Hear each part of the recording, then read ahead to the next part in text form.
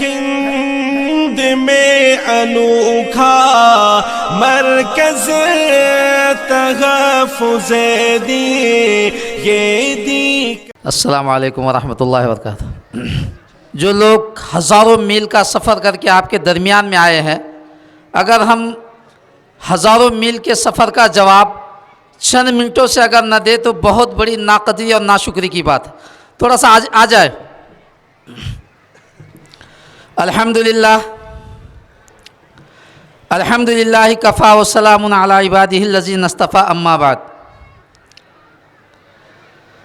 فاعوذ باللہ من الشیطان الرجیم، بسم اللہ الرحمن الرحیم۔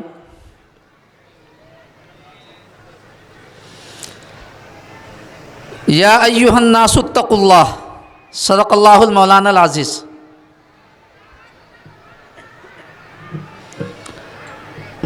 محترم موقر علماء کرام، وقت کی قلت ہے۔ بزرگوں، دوستوں، نوجوانوں اور پیارے بچوں، اجلاس کے عنوان موجودہ حالات اور مدارس و مکاتب کی ضرورت۔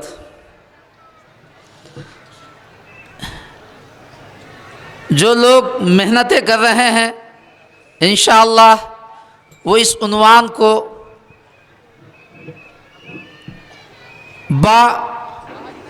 اس کے حق کے مطابق ہم تک کہ انشاءاللہ وہ ضرور پہنچائیں گے۔ کچھ مختصر سی باتیں کہنے کا مجھے حکم دیا گیا ہے۔ بات سے پہلے میں یہ گزارش کروں گا کہ پہلے ہم یہ طے کر لیں کہ انشاءاللہ سنیں گے۔ بولو نا، ارے بھائی بولو نا، پیچھے والو سنیں گے، منہ سے سنیں گے نا انشاءاللہ۔ دوسرا اور ایک میں آپ سے وعدہ لے رہا ہوں کہ انشاءاللہ سمجھیں گے، نہیں بولتے انشاءاللہ۔ نیت نہیں ہے نا ہماری، جس کی نیت ہوتی ہے اللہ اس کے لیے راستے کھول دیتا ہے۔ نیت نہیں ہے بس آنا ہے، پہنچنا ہے، مولانا آ گئے، دیکھ لیے، کام ختم ہو گیا۔ یہ نیت کرو کہ سنیں گے انشاءاللہ، سمجھیں گے انشاءاللہ اور چھوڑ دیں گے۔ کیا کریں گے؟ کرنا کیا ہے؟ سننا ہے، بولو انشاءاللہ اور ایک مرتبہ، سمجھنا ہے، اور یہاں سے اس ظالم حکومت کے تخت کو گرانے کے ارادے سے اٹھنا ہے۔ ہاں، ابھی بچی نے آپ کے سامنے کہا بھی کہ مودی جی سنو، سب تاج اچھالے جائیں گے اور تخت گرائے جائیں گے۔ یہ سن رہے تھے، بس ہم مکے ایسے سن رہے تھے کچھ ہم کو پتہ ہی نہیں۔ ایک بہت بہترین نظم بچی نے آپ کے سامنے 1 ہفتے 10 دن کی محنت کے بعد آپ کے سامنے پیش کی۔ اللہ آپ کو بھی سننے سنانے والوں کو جزائے خیر نصیب فرمائے۔ یہ مجلس حالات حاضرہ کا منشا یہ نہیں ہے کہ بکریاں اور جانور جمع ہو گئے اور چلے گئے۔ یہ انسانوں کا مجموعہ ہے، یہ پتھروں کا مجموعہ نہیں ہے۔ اگر دل میں کچھ احساس ہے تو ایک احساس کی چنگاری کو لے کر کے یہاں سے انشاءاللہ اٹھنا ہے۔ احساس کی چنگاری کو لے کر کے اٹھنا ہے۔ ان کی کوئی طاقت نہیں ہے۔ لاکھوں، ہزاروں، کروڑوں اور اربوں خربوں کی تعداد میں بھی ان کے پاس میں فورس جمع ہو جائے گی اور کسی قسم کے بھی ان کے پاس میں ہتھیار ہو جائیں گے۔ اگر ہم سچے مسلمان ہیں، اگر ہم سچے مسلمان ہیں تو ان کی طاقت ہمارے ایمان کے سامنے کچھ نہیں کر سکتی۔ یہ پروگراموں کو معمولی مت سمجھو۔ اللہ سلسلے والوں کو جزائے خیر نصیب فرمائے۔ انہوں نے ہمارے بجھے ہوئے ایمان کو تازہ کرنے کے لیے ہم کو جمع کیا ہے، اور یہ اکابرین ہمارے بجھے ہوئے ایمان میں تازگی پیدا کرنے کے لیے اتنے میلوں کا سفر کر کے، راتوں کا سفر، دن کے بیانات، کھانے کا وقت نہیں، پینے کا وقت نہیں، کسی قسم کا کوئی وقت نہیں ہے۔ یہ ساری قربانیاں دے کر کے کیوں پہنچ رہے ہیں؟ ان کے پہنچنے کا ایک ہی منشا ہے کہ میرے آپ کے دل کے اندر میں چنگاری پیدا ہو جائے اور مالداروں کے اندر سے خاص طور پر بخالت نکل جائے کہ بخالت جہنم کا راستہ ہے، سخاوت جنت کا راستہ ہے۔ او بخیلو، کان کھول کر کے سن لو، اللہ کل قیامت کے میدان کے اندر میں تمہارے مال کے تعلق سے پوچھے گا کہ ہم نے تجھے مال دیا تھا 2020 کے اندر میں، امت کے مسائل تھے، ان مسائل کے موقع سے موسم میں تو تجارت میں ملوث رہا, تو اپنے گھر کے بنانے میں مشغول رہا, اور اپنے گھر کے اندر میں بڑی شادیوں کے پروگراموں میں اور اپنے ناک کے اونچا کرنے کے اندر میں تو مشغول رہا, لیکن سلسلے کے چھوٹے سے پروگرام کے اندر میں تو نے تعاون نہیں کیا. ایک مختصر سا معاملہ ہے. ہمارا کیا معاملہ ہے؟ مدارس کا معاملہ. میں خود ایک مدرسے کا ذمہ دار ہوں. آج تک کبھی یہ معاملہ نہیں ہوا تھا کہ ہمارے پاس میں بجٹ ختم ہوا. ابھی کل مدرسے کی تنخواہیں ہوئی ہیں اور خازن صاحب کے جملے تھے کہ مولانا اب صرف 400 روپے بچے ہیں. یہ ظالم حکومت کے اثرات اتنے پڑے ہیں کہ بچے سے لے کر کے بوڑھے تک, میں تو یہ کہہ رہا ہوں کہ انسانوں کی خبروں پر بھی اس کے اثرات پڑ چکے ہیں. اب اس کو معمولی مت سمجھو. تو مختصراً یہ ہے کہ اللہ نے جن لوگوں کو حیثیت دی ہے وہ بخیلوں, کان کھول کر کے سن لو. کہنے والے بہت پیار محبت سے کہتے ہیں اللہ نے مجھے سخت نام صابر ہے لیکن مزاج عجیب و غریب ہے, اللہ مجھے بھی معاف فرمائے. لیکن سن لو کان کھول کر کے کہ تم مال کے نشے سے باہر نکلو, مال کے نشے سے باہر نکلو. مدارس کے اساتذہ, مدارس کے طلبہ, مکاتب کے اساتذہ, مکاتب کے طلبہ آپ کے مال کا انتظار کر رہے ہیں. آپ کہتے ہیں کہ ہمارے مکتب کا معلم صحیح تعلیم نہیں دے رہا ہے. آپ کہتے ہیں کہ 5000 ٹھکریاں لے لو. میرے گھر کے دودھ کے ماہانہ 5000 روپے ہوتے ہیں اور آپ کے مکتب کے معلم کی تنخواہ 5000 روپے, اور پھر آپ اس سے امید رکھتے ہیں کہ آپ کے گھر سے شیخ الہند پیدا ہوگا, آپ کے گھر سے اجمیری پیدا ہوں گے, آپ کے گھر سے نظام الدین پیدا ہوں گے, آپ کے گھر سے فلانے پیدا ہوں گے. یہ ہرگز نہیں ہو سکتا. کیا کرنا پڑے گا آپ کو؟ آپ کے مکتب کے مدرس کے, آپ کے محلے کے امام کے, آپ کو آپ کے مدرسے کے مدرسین کے گھروں کی حالات اپنی ماں و بہنوں کو بھیج کر کے معلوم کرنا پڑے گا کہ اس کے گھر کے کیا حالات ہیں. اگر کوئی تجارت کے میدان میں آ جاتا ہے, ارے وہ تو حافظ یوسف نے مدرسہ چھوڑ دیے, نہیں چھوڑتے. سن لو کال کھول کر کے, کوئی چھوڑتا نہیں ہے. تم اور ہم مجبور کرتے ہیں. آپ کے بچے کے جسم پر 2000 کے کپڑے اور امام صاحب کے بچے کے 200 کے بھی نہیں, اتنی بھی حیثیت نہیں ہمارے امام کی. اس کے پیچھے ہم نماز پڑھ رہے ہیں اور اس کے بچے کے جسم پر 2 روپے کے بھی کپڑے نہیں. کیا حال ہے ہمارا؟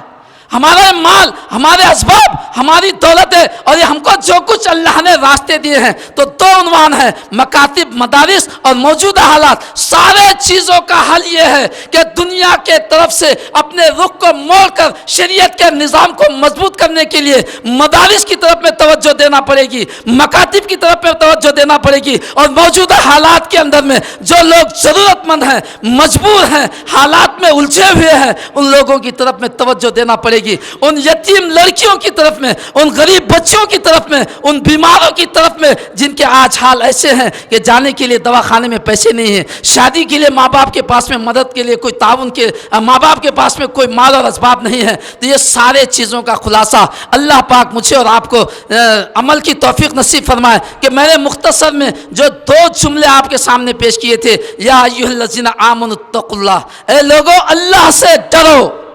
کیوں؟ سن لو, انما اموالکم و اولادکم فتنہ. اللہ فرمانے کہ مال تمہارا فتنہ ہے. آج خاص طور سے پلاٹنگ والوں سے کھلے عام یہ کہوں گا میں کہ لوگوں کے گھروں کو مت اجاڑو, اس کو کاغذوں کو کالے کر کے ان کو برباد مت کرو. کئی جگہ پر دیکھنے میں آتا ہے کہ اس سے لکھ کر کے لے لیا, اس کو ماں کا دودھ یاد دلا دیا. ہو رہا ہے یا نہیں ہو رہا ہے؟ یہ اپنی آنکھوں سے دیکھا ہوں. شریعت میں اس کی اجازت نہیں ہے. آپ کا معاملہ آپ کی تاریخ پر ختم ہو جائے گا. 1 مہینے کی آپ کو مدت دی گئی ہے. دنیا کے اصول کے مطابق آپ کی دی ہوئی رقم ختم.